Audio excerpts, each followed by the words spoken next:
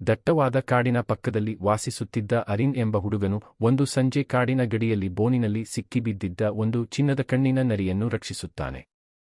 ಅದರ ಗಾಯವನ್ನು ತನ್ನ ಅಂಗಿಯ ಬಟ್ಟೆಯಿಂದ ಕಟ್ಟಿ ಗುಣಪಡಿಸುತ್ತಾನೆ. ಆ ನರಿಗೆ ಅವನು ರಾಕಾ ಎಂದು ಹೆಸರಿಡುತ್ತಾನೆ.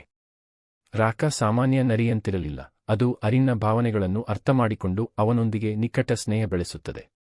ಗ್ರಾಮಸ್ಥರು ಎಚ್ಚರಿಕೆ ನೀಡಿದರೂ ಅರಿನ್ ರಾಕಾನನ್ನು ಹೆಚ್ಚು ನಂಬುತ್ತಾನೆ. ಒಂದು ರಾತ್ರಿ ಕಾಡಿನಲ್ಲಿ ದೊಡ್ಡ ಬೆಂಕಿ ಕಾಣಿಸಿಕೊಂಡಾಗ ಅರಿನ್ ರಾಕಾವನ್ನು ಹುಡುಕಲು ಉರಿಯುವ ಕಾಡಿನೊಳಗೆ ಧಾವಿಸುತ್ತಾನೆ. ಅಲ್ಲಿ ರಾಕಾ ತನ್ನ 2 ಮರಿಗಳೊಂದಿಗೆ ಕಾಣಿಸಿಕೊಂಡು ಅವುಗಳನ್ನು ಅರಿನ್ಗೆ ಒಪ್ಪಿಸುತ್ತದೆ. ರಾಕಾ ಅರಿನ್ ಮತ್ತು ಮರಿಗಳನ್ನು ಸುರಕ್ಷಿತ ಮಾರ್ಗದಲ್ಲಿ ಕರೆದುಕೊಂಡು ಹೋಗುವಾಗ ಒಂದು ಉರಿಯುವ ಮರ ಬಿದ್ದು ರಾಕಾ ಒಳಗೆ ಸಿಕ್ಕಿಬೀಳುತ್ತದೆ. ಮರುದಿನ ಅರಿನ್ ರಾಕಾನನ್ನು ಕಂಡ ಕೊನೆಯ ಜಾಗಕ್ಕೆ ಹೋದಾಗ ಅಲ್ಲಿ ಅವನ ಹರಿದ ಬಟ್ಟೆ ಮತ್ತು ಒಂದು ಹೊಳೆಯುವ ಚಿನ್ನದ ನರಿ ತುಪ್ಪಳ ಮಾತ್ರ ಸಿಗುತ್ತದೆ.